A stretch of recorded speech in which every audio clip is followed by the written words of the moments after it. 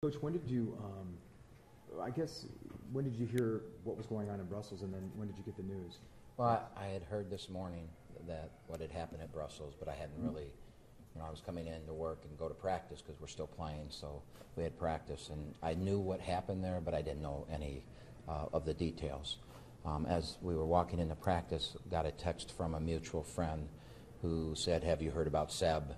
He was injured badly today in the bombing." And Seb's from, Brussels, so, I left practice and I went up to my office. My admin is a very close friend of Seb's. In fact, we had a conference call with Seb on Friday for his business, and he was helping one of my players get a job in Europe. So I came up and I told her, and obviously, there was panic between us, so we got on the internet, and she did a lot of research, and we found out what happened. So we called the office, and we were told that he was dropped off at the airport. We knew he was flying. When I told her that, the first thing she said is, "Yeah, he's flying to New York today."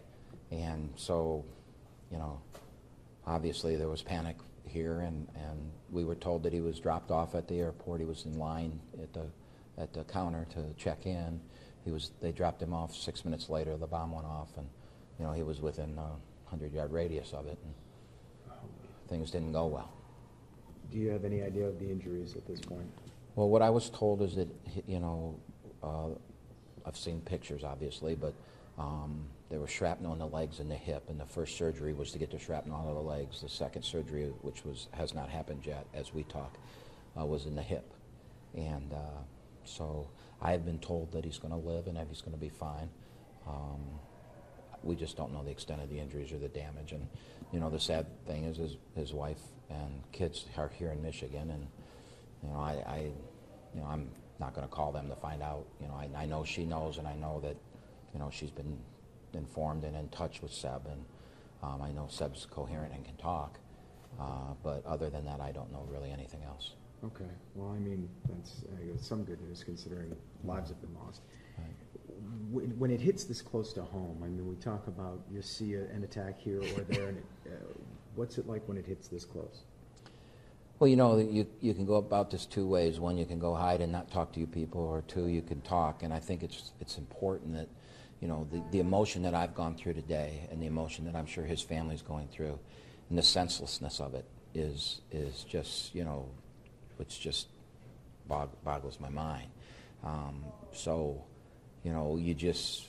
I put it out in Twitter about him so that the people that saw him play and that knew him and all our fans could say prayers and understand what's going on. And I wasn't expecting it to blow up like it's blowing up, but the bottom line is this stuff's senseless. And, we're so lucky every day to be able to just walk to my car and to be able to drive home. To just have it this close, it's really, really sad. Did you coach him 4 years? No, Seb transferred here. Okay. He was from Belgium. He transferred here. He sat out a year, and then he played a year, and we won a championship, and he had a solid year for us. And because he's a Belgium national, the Belgians came, and he was graduating. He had another year left, but he was offered this pro contract, and as I said, he had a 14-year career in Belgium where he really did well. So, we sent him on to the pros. And like you said, he's got a business, and he's helping other players, your players. So what is he? Can you put it into words what he means to your program?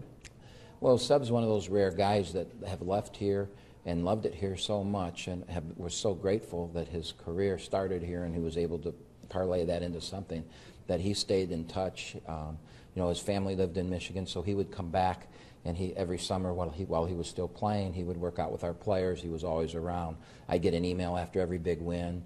I'd get an email after the losses. He's just a guy who is really a big part of the program, and that was his doing. He stayed connected to us, and he is a great young man, a great kid, and I guess he's not a kid anymore, but it's just sad that this could happen to him at this time of his life.